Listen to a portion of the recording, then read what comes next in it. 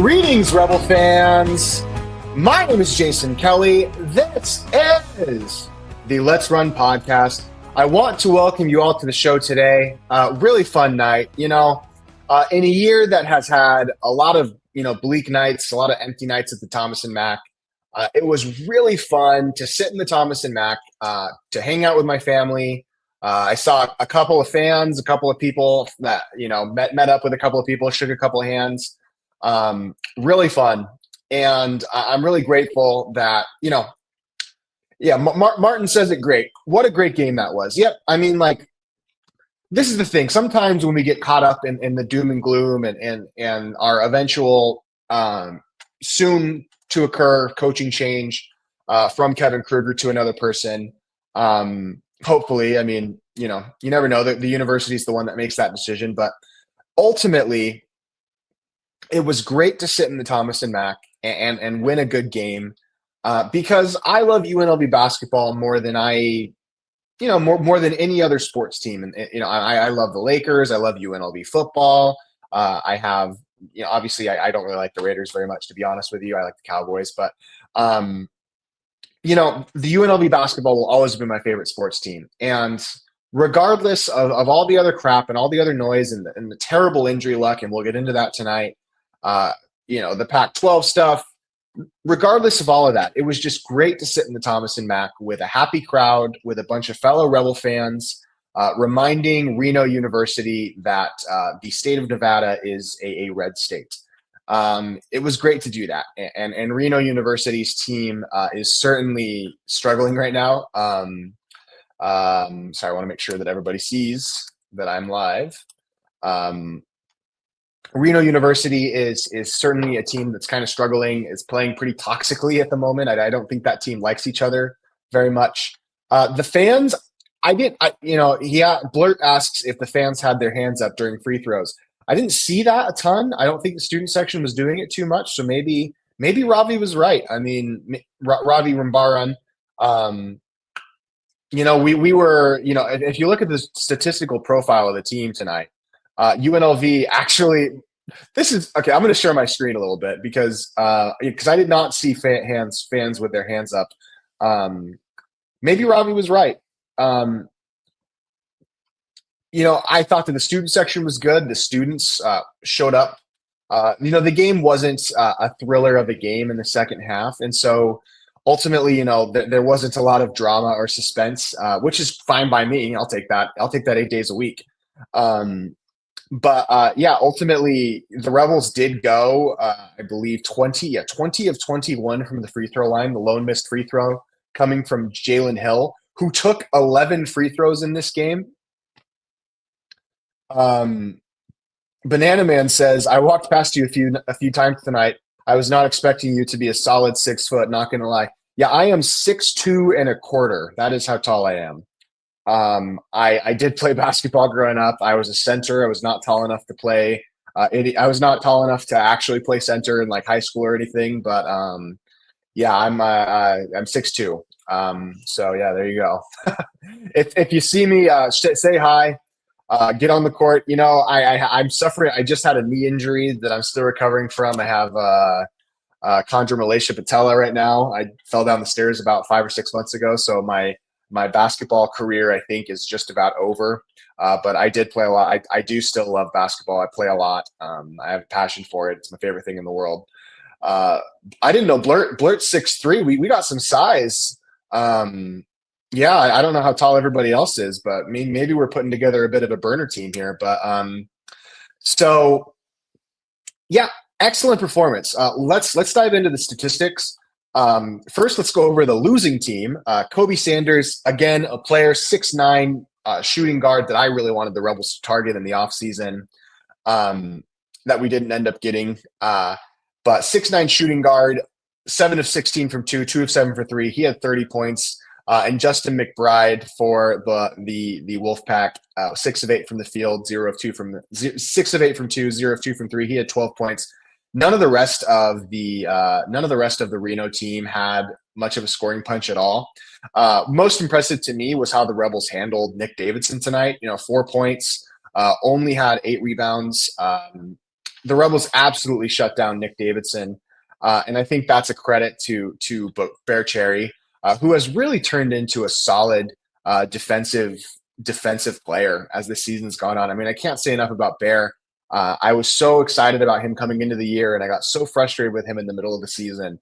And to see Bear kind of turn it around and become the player that we had all kind of hoped he was going to be was really, really, really encouraging. I was very happy. I was very happy with Bear and his defensive effort against Nick Davidson.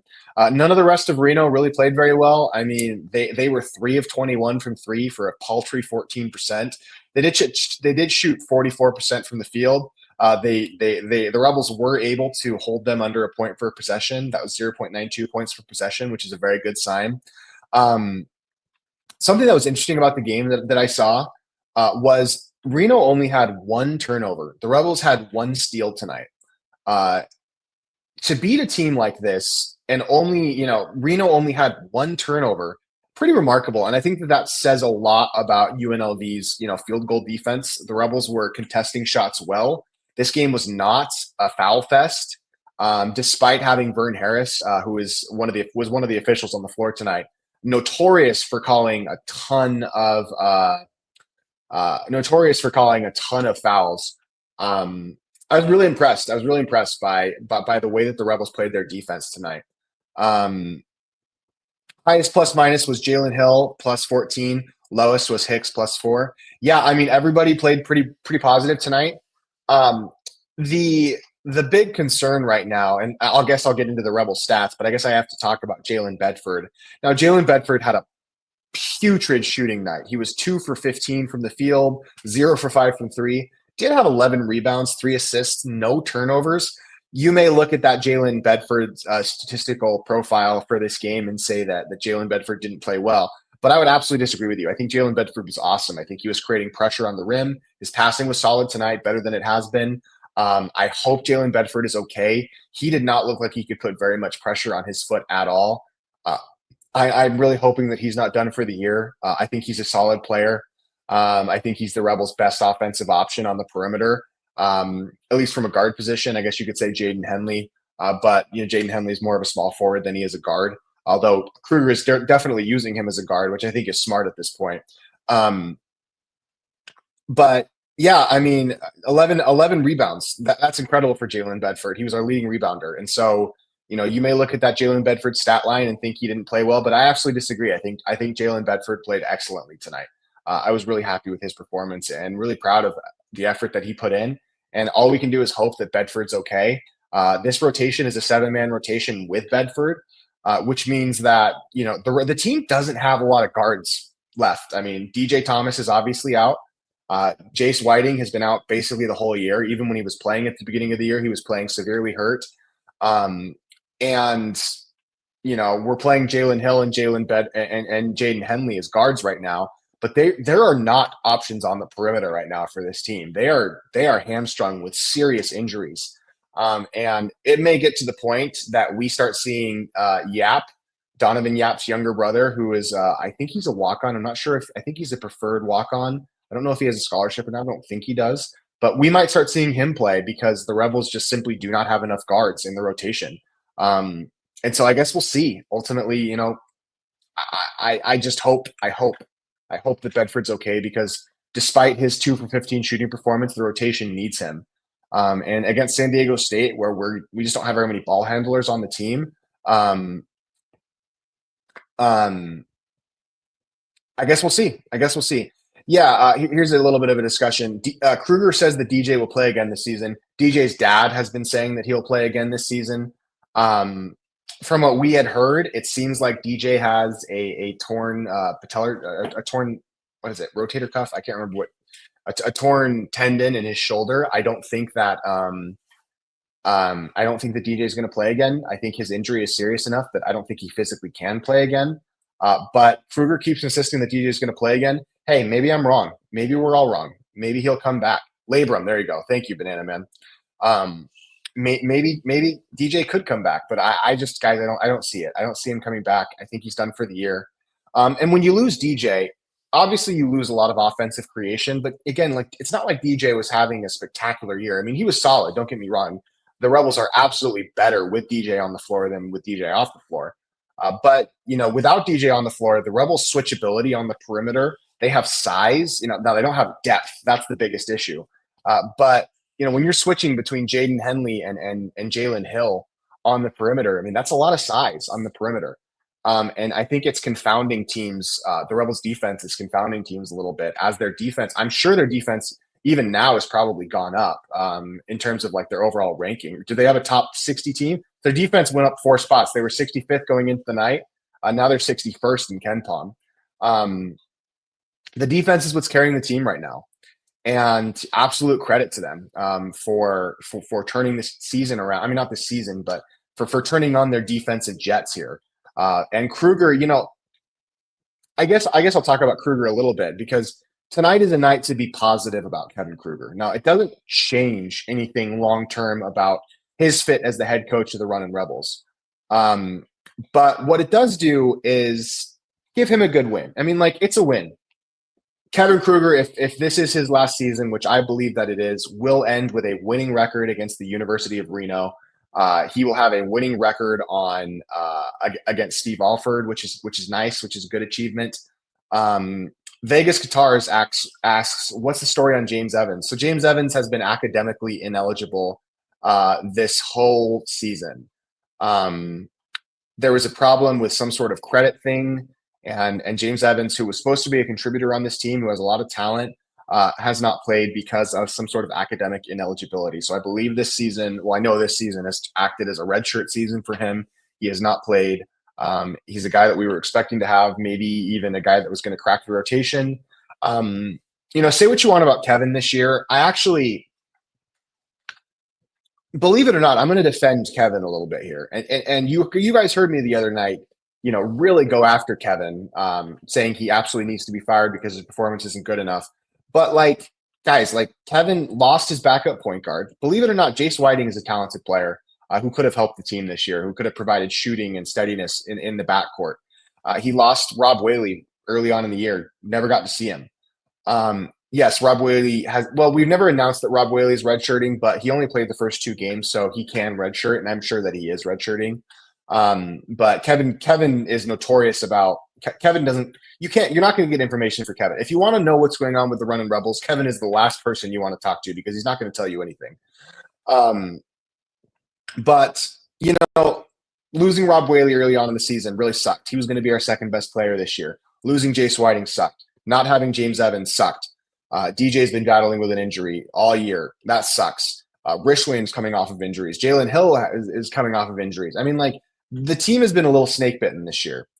That doesn't mean that I think Kevin's, the right guy to be the head coach. But you have to understand that, a lot of things that could go wrong have gone wrong for Kevin this year. And it sucks. And it sucks for him. But ultimately, the buck still stops with him. Master Rebel says, I will crouch on the sideline. Yeah, you got to have a head coach that can crouch. Your crouch form is really important. Got to make sure you're wearing some nice tight pants so that the legs look good, so you can perfect your crouch. And you got to have your hand up to your face. Kevin's always sitting there crouched on the sideline like this. I thought tonight his energy on the sideline was really good. I actually liked Kevin Kruger got the first technical of his head coaching career tonight, which I thought was solid. And guys, Kevin Kruger, say that Kevin Kruger wins the Mountain West Conference tournament. Now he's not going to do that. That's not going to happen. But say that he did lead the team to a Mountain West Conference tournament championship. I want Kevin back next year if he does that. Now I don't think he's going to do that. But the standard coming into the season was make the NCAA tournament for Kevin or get fired. If he makes the NCAA tournament, I don't really care how he makes it. I think that it's good that UNLV would stick to that and give Kevin another year. Between Mason Abidin and Tyron Jones, there's a couple good recruits coming next year. If he wins the Mountain West Conference tournament, I have absolutely no problem saying that we can give him a 2-year extension. And I know that might sound crazy coming from a person who has been as critical of Kevin as I have, but yeah, I mean, make the Mountain West Conference tournament, or make the NCAA tournament. Keep your job. I'm cool with that. No matter how it happens, I think that's the standard that was set for him. And to be honest, I'm rooting for that to happen. I think that would be a good thing. Because maybe Kevin maybe Kevin could find his stride. You never know. But I don't think that's going to happen. I think we're safe from that possibility. But yeah, and Master Rebel says it here. Yeah, with 7 guys, we won't make it 4 games. Roster injuries really handicap tournament play. Yeah, it's not going to happen. But I'm okay. But I'm okay with that being the standard. I can live with that. If Kevin wins a fluke Mountain West Conference tournament, I'm cool with keeping him. If he doesn't, he's got to be canned immediately. A couple other comments. Nick Davidson is such a sorry player. Yeah, soft. Nick Davidson is, you know how we have 2 and 3 ply toilet paper. From Letterkenny, Nick Davidson is 10 ply. He is that soft. Was nice to see the offense not have to go through DJ. Other guys were able to make things happen. Yeah, I obviously the team is better with DJ, but I have enjoyed seeing how the team has played without him because sometimes it's so heliocentric with DJ on the floor. And I enjoy seeing guys like Jaden Henley, who I think has natural talent that even DJ doesn't have, really kind of come into his own as the season's coming to a close. Really happy with Jaden and how he's playing. Want to make sure that I'm getting all the comments. Even if we had everyone this, I doubt we get to 21 years, let alone an NCAA bid, respectively. Totally. I do not think this roster was an NCAA tournament roster. I don't think if Rob Whaley was healthy all year. I think we might have been close to the bubble. But the standard for Kevin was make the NCAA tournament or get fired. I think that's a fair standard. I think that's still the standard. That's why there was never going to be a midseason firing because Kevin still had the opportunity to do that. And so, yeah, let me go down here to the bottom comments. Barstool. Oh, I guess I'll say hypothetical. Would you have UNLV win the Mountain West tournament, but Kevin Kruger gets a 4-year extension? Do you do it? Yeah. So that might sound crazy. But if we won the Mountain West Conference tournament and went to the NCAA tournament, the team hasn't been to the NCAA tournament since 2013. If Kevin could put a run together, win 4 games in 4 days and win the NCAA tournament, but he would get a 4-year extension, I would live with it. I mean, like, you can fire coaches after they get extensions. It happens. And so, yeah, I mean, that doesn't mean he's going to coach 4 more years, even if he gets a 4-year extension. But yes, I mean, if Kevin Kruger made the tournament, I would be okay with extending him. And I think he's not a good coach. I don't think he's good enough for this program. But like getting your guys to win 4 games in 4 days is something that he hasn't shown that he can do. And so, after a game like this, obviously this is a good night for him. And ultimately, it's not going to happen. This is not a situation that we're going to find ourselves in. The team doesn't have enough depth. It's not talented enough. It's not going to happen. But like, if it did happen, that would show that Kevin is capable of something that I didn't think he was capable of. So yes, I would live with that. That's a hypothetical that I would live with. Eric Dyer asks, the question is, if you don't have Kevin next year, which we all say, who might stay? I think you might retain a few more players just because NIL isn't always greener on the other side in the transfer portal. I think a lot of our guys, even DJ, I think there's a chance DJ could stay. Probably not, but even DJ, he hasn't had a great year. I don't know what school is going to offer him more NIL than we would, unless the school's just drowning in cash. So maybe, I think Rob has a chance of staying, although I think if Kevin leaves, we're certainly going to lose all our assistant coaches. And you might see a couple of guys follow Coach Barrett Peary, where he's going to be a head coach next year. Who might stay? I think Pop might stay. I think Brooklyn might stay. I think Rob might stay. I believe Jalen Bedford has an extra year of eligibility. He might stay. But who knows? Barstool UNLV. This is a great account. Make sure you're following Barstool UNLV. Excellent account. He puts great content out there. He says, Kevin's not a terrible coach, just not good enough for UNLV. I actually think he'll do good at whatever small school job he can get after this year. I think Kevin's going to go into being an assistant coach. I think he's actually a pretty good assistant coach. I think he's a good guy to have on the sideline. He's got experience as a head coach now. And I think maybe even a power school could pick him up as a 2nd or 3rd level assistant coach. I think he has potential. I don't think Kevin Kruger's coaching career is done by any means, but it might be done. I mean, his performance at UNLV just hasn't been great. But again, like it hasn't been awful. It could be a lot worse. But no, he's not a terrible coach. But the problem with Kevin is that he's done less with more. The institutional, geographical, recruiting, scheduling advantages that you have at UNLV are such that you would expect more out of Kevin Kruger than he's given you. So I don't know how good of a coach he is. I think he's at least a good assistant coach. I don't know if he has a future as a head coach, but I guess we'll see. Martin says, and Hicks was questionable yesterday. I talked with his father, and he said he's dealing with some left leg pain. Yeah, Hicks is not right. He didn't look good tonight. I was very, I was very, I was very disappointed, with how Hicks has been playing. But you have to understand that Hicks is dealing with an injury, and so hopefully Hicks feels better for Tuesday's game. They get another day off in between now because this was a Friday night game, and hopefully he can do well. We got a couple agrees. Very fair. I agree. Banana Man says, if you get an NCAA tournament berth, I say we let Kruger run out his contract and go from there. The issue with that is that, Kruger would be a lame duck head coach. You do not want to have a coach on the last year of his contract. You want to either fire him or extend him before the last year starts. And there's recruiting things behind that. You don't want to have a coach in the last year of his contract. That's just not something that you want to do. So, I mean, if it were up to me, if he made the NCAA tournament, I would give him a 2-year extension, not a 4-year extension.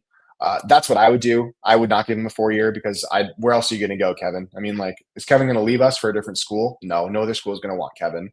And so I would offer him a 2-year extension if he won the Mountain West Conference tournament.